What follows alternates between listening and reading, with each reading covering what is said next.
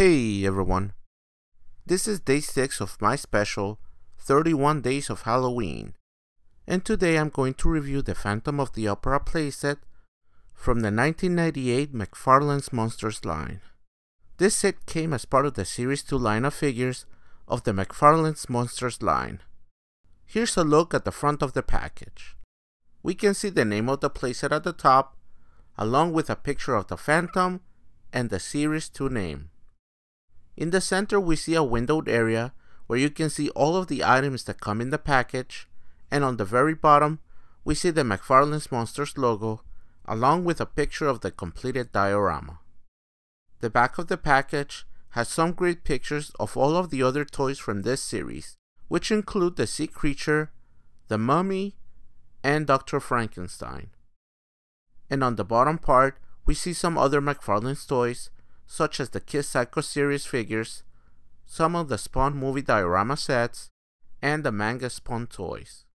Here's a look at everything that comes in the box.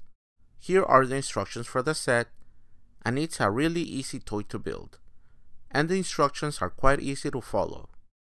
Okay, let's take a look at each item. Here's the sword for the lead actor, and I really like the golden handle for this sword. It has a shiny silver metallic color for the blade.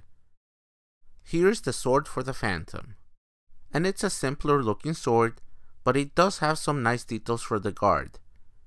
And the blade is done in the same silver color as the previous sword.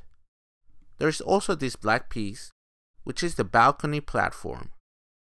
There's this support piece for the chandelier, and it also has some great details like the golden accents and the rope. And here's a look at the chandelier. It looks pretty cool for what it is, and again, it has the same gold accents for the bottom part of the chandelier. The base of the diorama doubles as the floorboard and the pedals for the organ.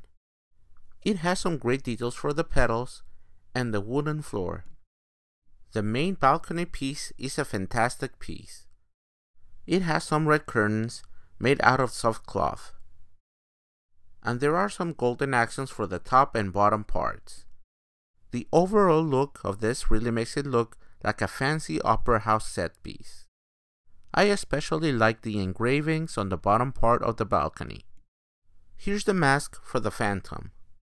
It has some purple and gold colors, and it looks pretty cool, and it also fits quite nicely on the figure. Speaking of the figure, here's the main character of the set, the Phantom himself. It's a great looking figure, and I like the face of the character, his purple cape, and the purple and gold accents on his wardrobe. The figure features a pretty static pose, and unfortunately the sword doesn't quite fit in the nicely detailed scabbard. I didn't want to force the sword in there, and it was giving me a bit of a hard time, so I decided not to jam it in there for fear of breaking it. The figure has just some basic articulation. He can rotate his head, he can raise and lower his arms, and his right hand can also swivel. Here's a look at the lead play actor. If you ask me, he looks a bit like a pirate. I do like his coat, which is decorated with buttons and buckles. He also comes with a mask, and the mask is pretty awesome looking. It looks like a dragon's head.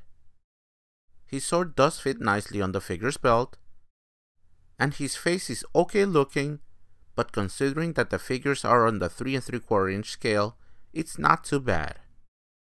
I do like the gloves and the boots for the figure, and this figure also has some basic articulation. He can rotate his head, his arms can swivel, and his right hand can also rotate, but his waist can't really twist due to the back of the coat and the handle for the sword. Also, his legs are quite static. Here's a look at the piped organ, and this piece is quite awesome looking. It has great details, like all of the keys and the pipes for the organ. It's all one piece, and the back is hollow, so it doesn't weigh a lot. And here's a look at the completed set. It's also quite tall, like the Hunchback playset I reviewed recently. It does look pretty cool altogether.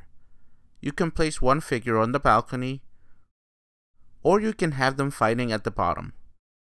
I don't mind that the figures don't have much in the way of articulation, since these figures were made with the purpose of being static dioramas for display purposes.